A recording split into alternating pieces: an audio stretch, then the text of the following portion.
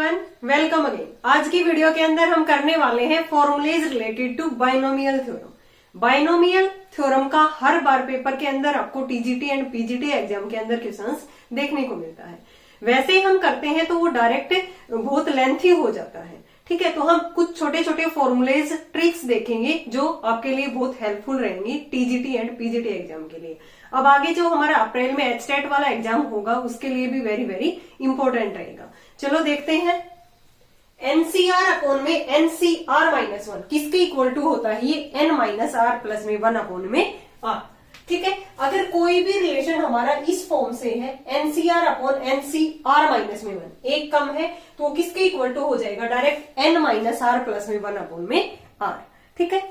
फिर अगर nCr plus में एनसीआर माइनस वन है, यहाँ पे आर टर्म है, यहाँ पे एक कम है, तो वो किसके इक्वल टू हो जाएगा? ऊपर वाले में वन ऐड कर देंगे, n plus one C r, n plus one C r, ठीक है। वेरी वेरी इंपॉर्टेंट फॉर्मूले है, डायरेक्ट हम इनका यूज करते हैं। और एक फॉर्मूला ये भी है nC x equal to nC y, तो यहाँ पे क्या हो जाता है? या तो एक्स इक्वल टू वाई और एन किसके इक्वल टू हो जाता है? एक्स प्लस वाई के। This is also very important. If nC x equal to nC y, तो यहाँ पे एक्स वाई के इक्वल हो जाएगा या एक्स प्लस वाई किसके इक्वल टू हो जाएगा? एन के इक्वल टू हो जाएगा। सेकेंड वाली ट्रिक है हमारी, if T r plus one, T r plus two are terms in AP, ठीक है।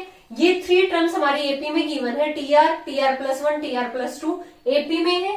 इस एक्सपेंशन की वन प्लस एक्स की पावर एन की, तो यहाँ पे आर, ठीक है। आर की वैल्यू हम किस तरह से निकालेंगे? आर किसके इक्वल टू हो जाएगा? N plus minus under root n plus two by two. Very very important है, डायरेक्ट आपको क्वेश्चंस देखने को मिलता है कि ये वाली टर्म्स हमारी एपी में है इस एक्सपेंशन की, then find the value of r, ठीक है। तो डायरेक्ट हम आर की वैल्यू किस तरह से फाइंड आउट कर सकते हैं? R equal to n plus minus under root के अंदर n plus two by two, ठीक है। फिर है अगर इस टाइप की सीरीज हमें गिवन है nCn plus n plus one Cn, यानी कि नीचे वाला एन तो सेम रहेगा, ऊपर हम वन वन वन ऐड करते जाएंगे। NCn plus n plus one Cn plus n plus two Cn और लास्ट वाली टर्म है हमारी एक्ससीएन, ठीक है। तो डायरेक्ट हम क्या कर देंगे? जो लास्ट वाली टर्म है उसमें ऊपर भी वन ऐड कर देंगे और नीचे भी वन ऐड कर देंगे, तो डायरेक्ट हमारा क्या आ जाएगा? ये answer x plus one C n plus one. होना क्या चाहिए इस वाली सीरीज के लिए? नीचे सभी में एन की वैल्यू सेम है और ऊपर वन वन वन ऐड करते जा रहे हैं, तो डायरेक्ट हमें क्या करना है? लास्ट वाली टर्म के अंदर ऊपर भी वन ऐड कर देंगे और यहाँ पे नीचे भी वन ऐड कर देंगे। फिर है ए एक्स प्लस बी वाई की पावर एन, यहाँ पे हम बाइनोमियल ओपन करते हैं। बाइनोमियल क्या होती है? एन सी जीरो, जो फर्स्ट वाला कोफिशिएंट होता है एक्स की power n minus zero into में वाई की पावर जीरो, ठीक है। तो यहाँ पे x की जगह पे ax है और y की जगह पे by है। एन सी जीरो ax की पावर n, by की पावर जीरो, प्लस में एन सी वन ax की n माइनस वन और by की ये नीचे वाली वही पावर हो जाती है, जैसे वन है तो यहाँ पे one. N C two ax की n माइनस टू by का स्क्वायर, लास्ट कहां तक जाएगा? एन सी एन ax की पावर जीरो by की पावर n, ठीक है। इसमें अगर हमें निकालने हो नंबर ऑफ टर्म्स कितने होंगे गिवन एक्सपेंशन, ठीक है। कोई भी बाइनोमियल एक्सपेंशन देके हमसे ये पूछा जा सकता है कि find the number of terms या सम ऑफ ऑल द कोफिशिएंट, ठीक है। तो डायरेक्ट क्या हो जाएगा? नंबर ऑफ टर्म्स, तो जो n की वैल्यू है यहाँ पे हम क्या कर देंगे? n प्लस में वन। फिर sum of all the coefficient, coefficient का सम हमें फाइंड आउट करना है। एक्सपेंशन क्या है हमारा? a प्लस बी की power ax plus b y की पावर n था, तो इनका कोफिशिएंट x का कोफिशिएंट a है, y का b, a प्लस बी की पावर n, डायरेक्ट फॉर्मूला बन गया। For example 3x plus minus two y की पावर 10 है, हमें यहाँ पे टोटल नंबर ऑफ टर्म्स निकालनी है, दैट इज 11 हो जाएगा 10 प्लस में 1 करके। सम ऑफ ऑल द कोफिशिएंट क्या हो जाएगा? 3 माइनस में 2 और उसकी पावर n जितनी भी है यहाँ पे 10 है। 1 की पावर 10 कितना होता है? 1। So sum of all the coefficient is 1 here. Next है हमारे terms free from radical sign. आपसे ये पूछा जा सकता है कि कोई भी एक्सपेंशन देके कि यहाँ पे terms free from radical sign, find the number of terms which are free from radical signs. तो यहाँ पे देखो इस टाइप का एक्सपेंशन आपको गिवन मिलेगा, x की पावर 1/e, यानी कि इसकी जो पावर है वो रेशनल के अंदर मिलेगी आपको, ठीक है। ये हमें रेडिकल साइन से फ्री करना है। x की पावर 1/, वो टर्म्स हमें फाइंड आउट करनी है। x की पावर 1/e, y की पावर 1/b होल की पावर क्या है, n है।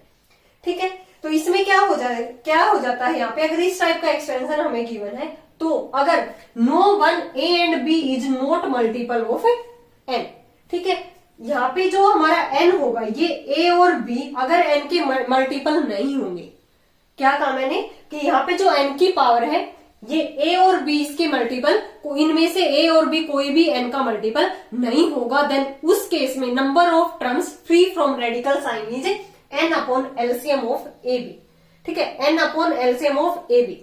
अगर इनमें से, यही एक्सपेंशन है हमारा, इनमें से अगर एक भी इसका मल्टीपल हो जाए, यानी कि या तो a या b n का मल्टीपल हो जाए, उस केस में number of terms free from radical sign is n upon LCM of A B, plus में 1 करेंगे। हम यहाँ पे क्या करेंगे, प्लस में 1 करेंगे, या दोनों मल्टीपल हों, ठीक है, दोनों मल्टीपल होंगे तब भी क्या करेंगे हम, प्लस में 1, n upon LCM of A B plus में 1। एक एग्जांपल देखते हैं, उससे आपको बिल्कुल ये क्लियर हो जाएगा।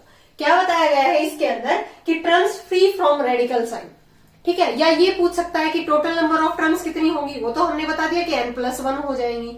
फिर ये पूछ लिया जाएगा कि terms which are not free from radical sign, यानी कि जो फ्री रेडिकल साइन से फ्री ना हो, वो टर्म हम कैसे निकालेंगे, टोटल नंबर ऑफ टर्म में से वो माइनस कर देंगे जो रेडिकल साइन वाली टर्म है, terms related to radical sign. तो कौन सी टर्म निकल के आ जाएंगी, terms which are not free from radical sign. Total number of term में से रेडिकल साइन वाली टर्म हम माइनस करेंगे तो कौन सी निकल के आएगी, जिसमें रेडिकल साइन नहीं होगा। ठीक है, और ये भी पूछ सकता है कि find the total number of terms या find the terms which are free from radical sign. ठीक है, तो यहाँ पे एक्सपेंशन इस टाइप का हमें गिवन मिलेगा। अगर a और b इसके मल्टीपल ना हो n के, देन उसमें फॉर्मूला हो जाएगा number of terms related to radical sign n upon LCM of A B. या मतलब कि इनमें से a और b, या तो a इसका मल्टीपल हो n का, या b मल्टीपल हो, या ये कह सकते हैं दोनों मल्टीपल हो n के।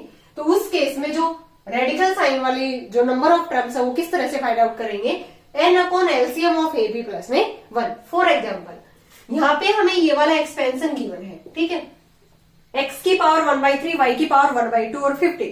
हमें पता है यहाँ पे n की वैल्यू 50 है, a की वैल्यू क्या है 3 है, और b की वैल्यू क्या है 2।